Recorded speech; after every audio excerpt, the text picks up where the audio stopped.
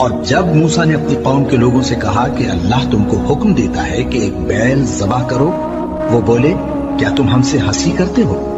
موسیٰ نے کہا کہ میں اللہ کی پناہ مانگتا ہوں کہ نادان بنوں۔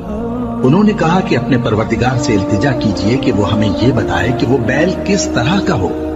موسیٰ نے کہا پروردگار فرماتا ہے کہ وہ بیل نہ تو بوڑھا ہو اور نہ بچڑا، بلکہ ان کے درمیان یعنی جوان ہو، سو جیسا تم کو حکم دیا گیا ہے ویسا کرو۔ انہوں نے کہا اپنے پروردگار سے درخواست کیجئے کہ ہم کو یہ بھی بتا دے کہ اس کا رنگ کیسا ہو۔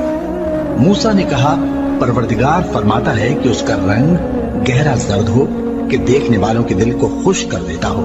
انہوں نے کہا اب کے پروردگار سے پھر درخواست کیجئے کہ ہم کو بتا دے کہ وہ اور کس کس طرح کا ہو، کیونکہ بہت سے بیل ہمیں ایک دوسرے کے مشابہ معلوم ہوتے ہیں، اور اللہ نے چاہا تو ہمیں ٹھیک بات معلوم ہو جائے گی۔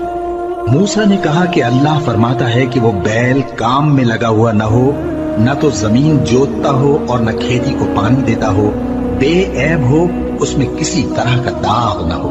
کہنے لگے اب تم نے سب باتیں درست بتا دی۔